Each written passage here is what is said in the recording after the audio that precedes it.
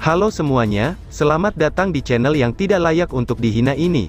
Sebelum kita mulai, atur posisi santainya, bakar rokoknya, seruput kopinya, dan mari kita berhayal.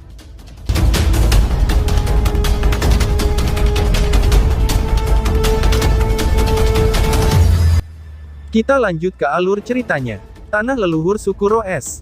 Aula besar yang dipenuhi dengan nyanyian, tarian, dan musik dangdut. Banyak para ahli suku Roes berkumpul di aula besar ini. Kekuatan spirit tanpa batas berdenyut, itu menyebabkan ruang menjadi beriak. Namun, bahkan dalam sidang para pakar ini, keempat tokoh di posisi kepala aula tidak diragukan lagi menjadi titik fokusnya. Setiap kata atau tindakan mereka, itu membuat banyak pakar di aula besar merasakan semacam tekanan yang sulit untuk dijelaskan. Di kursi tengah para pemimpin aula besar, itu adalah seorang tetua yang mengenakan jubah biru. Wajah tua itu memancarkan cahaya biru, dan rasa dingin yang mengerikan menyebar dengan setiap gerakan yang dia lakukan, dan menyebabkan embun membeku dan terbentuk di sekitarnya. Bahkan kekuatan roh yang telah berkumpul di sekitarnya akan berubah menjadi fragmen kristal multiwarna yang mempesona, itu karena ki dingin yang menakutkan. Setiap kali spirit power membeku menjadi es, si tetua menarik napas, dan menelannya ke dalam tubuhnya. Kekuatan roh tanpa batas samar-samar melonjak di matanya. Seni surgawi Ice Underworld leluhur dengan cepat mendekati puncak kesempurnaan. Ucap seorang tetua. Sementara tetua menunjukkan metode penyerapan yang mendominasi, banyak anggota suku spirit Ice tingkat tinggi di aula besar meledak dalam pujian. Kata-kata pujian tidak henti-hentinya dikirim tanpa rasa malu. Ini karena tetua itu saat ini adalah praktisi paling kuat di suku Ice Spirit. Dia dikenal sebagai Ice Spirit Ancestor, dan benar-benar sovereign surgawi biru. Dia memiliki reputasi tirani, bahkan di dunia seribu besar, dan juga pilar terbesar yang mendukung suku Roes. Leluhur Ice Spirit hanya tersenyum menanggapi sanjungan seperti itu. Dengan teman lamaku Snow Devil di sini, seni ilahi Underworld Ice milikku benar-benar tidak ada yang dapat dibanggakan. Sementara tetua itu berbicara, pandangannya yang tersenyum beralih ke 3 kursi di bawah. Di kursi paling kanan adalah seorang tetua dengan janggut putih dan rambut putih. Kulit lelaki tua ini seputih salju, sementara janggut putih panjangnya tergantung di depannya, itu membuatnya seolah-olah tampak seperti hidup abadi. Ketika dia mendengar tawa leluhur Ice Spirit, dia juga tersenyum ketika dia menggelengkan kepalanya. Brother Ice Spirit, orang tua ini tidak bisa memegang lilin untuk Ice Divine Underworld Art milikmu, ucap tetua lain. Meskipun kata-katanya begitu, mata tua berambut putih ini memiliki ekspresi tersenyum sedikit. Jelas bahwa pikiran dan batinnya tidak sepenuhnya sejalan dengan kata-katanya. Ekspresinya terlihat oleh semua orang, namun tidak ada yang tersinggung olehnya. Tetua ini, bagaimanapun juga adalah seorang praktisi puncak terkenal di dunia seribu besar. Dia dikenal sebagai manusia iblis salju, dan telah berteman dengan Ice Spirit Ancestor selama bertahun-tahun. Leluhur Ice Spirit dan tetua iblis es sama-sama kuat, dan tak satu pun dari keduanya lebih kuat dari yang lain. Kalian dua orang tua jelas bermaksud untuk menindas yang lain, namun, kamu masih bertindak dengan sikap munafik. Sementara pertukaran ini terjadi antara Ice Spirit Ancestor dan Snow Devil Old Man, suara mengejek muncul dari samping. Itu sama sekali tidak menunjukkan wajah kedua penguasa surgawi yang sangat kuat.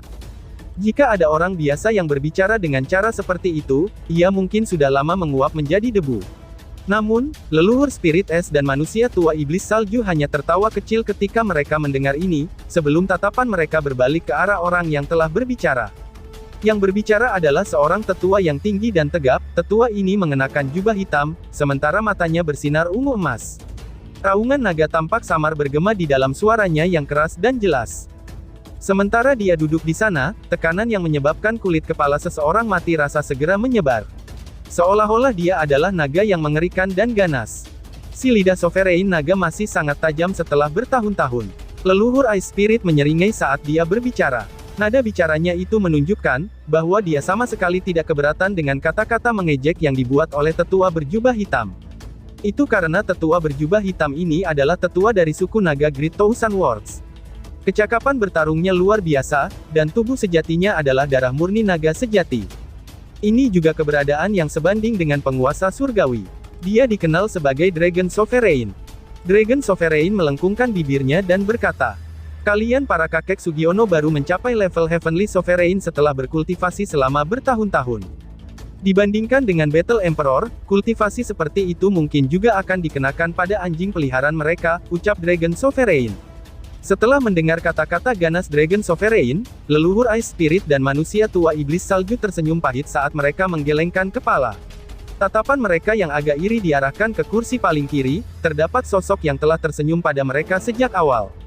Sosok itu mengenakan jubah emas, dan mengeluarkan aura megah dan mengesankan. Berbeda dengan Ice Spirit Ancestor dan yang lainnya, penampilan orang ini agak muda. Wajahnya yang tampan, dan seutas senyum menggantung dari sudut mulutnya. Keanggunan ini membuatnya menjadi kehidupan yang paling mempesona di aula besar. Secara khusus, keindahan Sukuro S tidak bisa menahan diri untuk tidak melihatnya. Mereka terus-menerus melirik pria berjubah emas dengan wajah yang sedikit memerah. Jelas bahwa mereka telah terpesona oleh ketampanannya.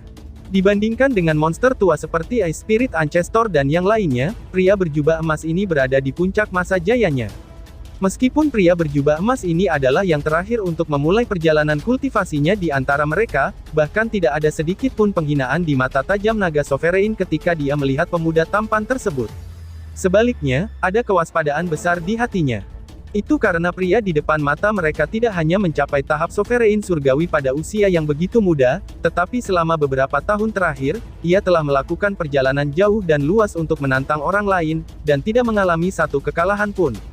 Oleh karena itu, gelarnya yang dominan dan tak tertandingi sebagai pertempuran kaisar di dunia seribu besar. Jika dia berhadapan satu lawan satu, terlepas dari apakah itu Ice Spirit Ancestor, Snow Devil Old Man, atau Dragon Sovereign, kemungkinan tidak ada dari mereka yang bisa mengalahkannya. Bakat pertempuran Emperor tidak ada bandingannya. Sangat mungkin bahwa dia akan dapat bertujuan untuk tingkat Saint Heavenly Sovereign di masa depan. Ini bukan sesuatu yang bisa ditandingi oleh orang-orang tua seperti kita. Orang tua iblis salju menghela nafas ketika dia mengatakan dengan iri. Leluhur Ice Spirit dan Dragon Sovereign merasakan hal yang sama. Para penguasa surgawi dari ribuan besar dunia dibagi menjadi 3 kelas, yaitu, kelas roh, kelas surgawi, dan kelas Saint. Mereka semua saat ini di Spirit Grade. Battle Emperor tersenyum sedikit dan berkata, Saint Grade memang tujuanku. Aku percaya bahwa aku harus dapat mengambil langkah itu, ucap si tampan. Meskipun dia tersenyum ketika berbicara, nadanya sangat ditentukan. Seolah-olah dia memiliki kepercayaan diri yang ekstrim pada dirinya sendiri, dan aura yang mendominasi samar-samar terungkap. Tidak ada yang menyangkal kesombongan seperti itu. Sebaliknya, mereka percaya bahwa dia cukup bertekad. Ini karena dia memang memiliki kualifikasi. Berdesir. Sementara suasana di aula besar berada di puncaknya, sinar cahaya tiba-tiba masuk begitu saja dari luar. Pada akhirnya, itu berubah menjadi burung es kecil yang mendarat di bahu Ice Spirit Ancestor, dan mulai berkicau tanpa henti. Setelah mendengar kicauan burung es kecil, ekspresi yang semula tersenyum di mata Ice Spirit Ancestor, tiba-tiba menjadi gelap, ketika tekanan kuat yang tak terlihat menyebar. Aula besar yang semula meriah, segera menjadi sunyi senyap. Penghormatan terungkap di mata banyak ahli Sukuro Es ketika mereka melihat ke arah leluhur mereka. Hanya 3 orang yang tidak terpengaruh oleh leluhur Ice Spirit, mereka adalah 3 penguasa surgawi, kaisar pertempuran, penguasa naga, dan orang tua iblis salju. Ada apa? Tanya Pak Tua Iblis Salju. Kulit Ice Spirit Ancestor sedikit jelek ketika dia mendengus. Seorang pria sombong dan bodoh dari dimensi yang lebih rendah sebenarnya memiliki permohonan, dia ingin meminjam tablet Ice Spirit Tribe Tablet untuk menghidupkan kembali istrinya. Apakah dia tidak tahu, bahwa Ice Spirit Tablet adalah harta paling hebat dari suku aku, tablet itu akan menderita setiap kali digunakan, bagaimana bisa dipinjamkan kepada orang luar?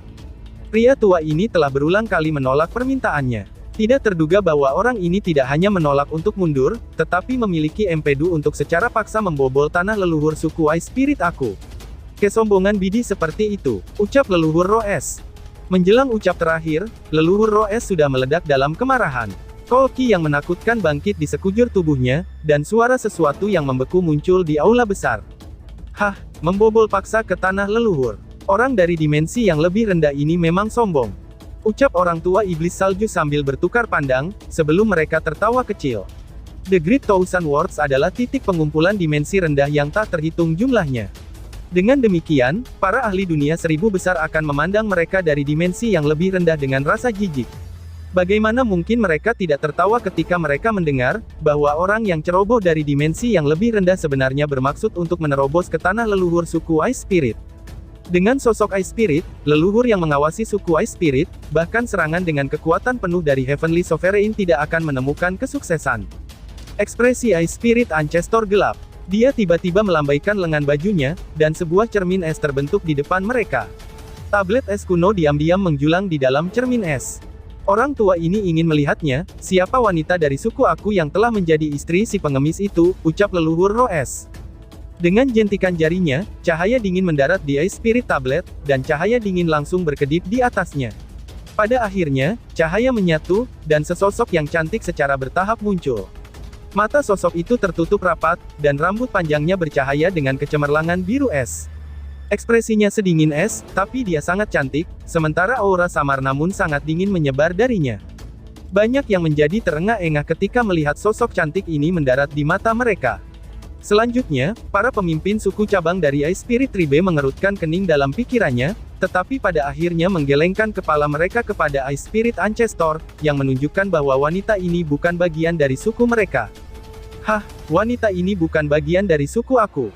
Leluhur Ice Spirit terkejut ketika dia berbicara dengan kaget. Lalu bagaimana fragmen jiwanya muncul di tablet Ice Spirit? Hanya garis keturunan bangsawan dari sukuku yang memiliki kualifikasi seperti ini, ucap leluhur Roes. Berbagai pemimpin suku cabang saling memandang. Beberapa saat kemudian, seseorang berbicara dengan nada merenung. Tercatat dalam arsip leluhur kita, bahwa pernah ada cabang garis kerajaan yang memisahkan diri dari suku Ice Spirit kita di masa lalu yang jauh. Tidak ada berita dari mereka, dan itu dapat diyakini, bahwa mereka telah musnah. Wanita ini mungkin milik cabang tertentu di masa lalu, ucap tetua cabang. Hanya setelah mendengar ini, Ice Spirit Ancestor menganggukkan kepalanya, dan dengan dingin berkata, karena mereka telah memisahkan diri dari suku, bahkan tidak boleh berpikir untuk menggunakan suku Ice untuk menghidupkannya kembali, ucap leluhur Roes. Bakat dari fragmen jiwa ini luar biasa. Jika Ice tua terasa merepotkan, tolong berikan ke diriku yang rendah hati. Aku pasti akan mengurusnya dengan baik. Pada saat ini, mata Battle Emperor tiba-tiba menjadi sedikit cerah ketika dia menatap sosok cantik di dalam Ice Spirit Tablet dan berkata, leluhur Ice Spirit tertegun. Segera setelah itu, dia ingat bahwa Battle Emperor adalah seseorang yang menghargai keindahan. Dia segera melambaikan tangannya, dan berkata sambil tersenyum. Jika Battle Emperor tertarik, orang tua ini akan memberikan fragmen jiwa ini kepadamu setelah pengganggu ini ditangani, ucap leluhur Roes. Itu pasti sepadan, jika fragmen jiwa belaka bisa membuat hubungan lebih dekat dengan Battle Emperor. Battle Emperor tertawa kecil ketika mendengar ini dan menjawab, kalau begitu, aku harus berterima kasih pada tetua Ice. Jika bantuan aku dibutuhkan, jangan ragu untuk mengataknya, ucap Kaisar Battle. Erada di samping, orang tua iblis salju dan penguasa naga juga mengangguk, menunjukkan bahwa mereka akan memberikan bantuan mereka. Bagaimanapun juga, suku Roes sangat kuat, dan itu bermanfaat untuk memiliki hubungan yang lebih dekat dengan mereka. Leluhur Ice Spirit menyeringai ketika melihat ini. Orang tua ini berterima kasih atas niat baik kamu. Namun, seorang penggemis belaka dari dimensi yang lebih rendah tidak layak untuk mendapatkan perhatian kamu. Kamu hanya perlu menonton dari belakang, ucap leluhur Roes. Setelah berbicara, dengan dinginnya dia memandang ke arah para pemimpin cabang suku Ice Spirit, dan tersenyum dengan dingin. Aktifkan susunan formasi yang hebat. Orang tua ini ingin melihat dengan tepat, di mana pengemis dari dimensi bawah ini menemukan keberanian untuk menerobos ke tanah leluhur suku Ice Spirit aku. Ucap leluhur Roes. Dimengerti. Di aula besar, banyak ahli suku Ice Spirit segera merespon. Mereka berubah menjadi kilatan cahaya yang tak terhitung jumlahnya dan melesat maju. Dalam sekejap, kekuatan roh yang menakutkan melonjak dalam domain suku Roes, ketika lapisan lingkaran cahaya es menyebar. Kolki di pintu masuk ke domain tanah leluhur membentang seluas lautan, dan tampaknya mampu membekukan ruang itu sendiri, sementara banyak sosok berdiri di udara sekitarnya. Kekuatan roh berdenyut seperti jaring yang tak terhindarkan, dan benar-benar menyelimuti daerah itu dalam 100.000 kaki. Teratai es naik di udara di belakang mereka. Leluhur Ice Spirit duduk di atasnya, sambil dengan dingin menatap pintu masuk ke tanah leluhur. Semua pertahanan tanah leluhur telah sepenuhnya diaktifkan pada saat ini.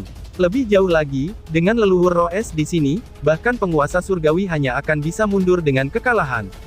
Seluruh area menjadi hening, sementara hawa dingin telah turun, aura dingin itu disertai dengan niat membunuh tanpa akhir. Para ahli dari suku Roes fokus pada pintu masuk. Kolki menelan area itu. Tiba-tiba, mata Ice Spirit Ancestor menyipit, dan tatapan tegasnya mengarah ke pintu masuk tanah leluhur, hanya untuk melihat riak-riak keras muncul. Dia benar-benar berani datang. Benar-benar orang bodoh yang sembrono. Amarah Ice Spirit Ancestor telah mencapai puncaknya saat dia berkata dengan gelap. Kolki membentak saat langkah samar seseorang yang berjalan di udara terdengar. Tatapan para ahli suku Roes yang tak terhitung jumlahnya berkumpul, dan mereka menyaksikan sosok yang secara bertahap muncul dalam ki dingin yang tak berujung. Sosok itu berdiri tinggi dan lurus, sementara auranya yang tak terduga seperti jurang yang dalam. Petir menyebar dari petir kaisar tombak yang dia pegang. Ekspresinya mirip dengan sumur kuno saat dia berdiri di hadapan para ahli yang tak terhitung jumlahnya dari suku Roes. Selanjutnya, sebuah suara bergema di dalam wilayah tanah leluhur. Lindong Martial Realm datang mengunjungi suku bangsawan ini untuk meminjam Ice Spirit Tablet. Ucap Lindong, dan suaranya bergema hingga seantero jagat raya. Dan tiba-tiba saja bersambung. Sekian dan terima kasih banyak.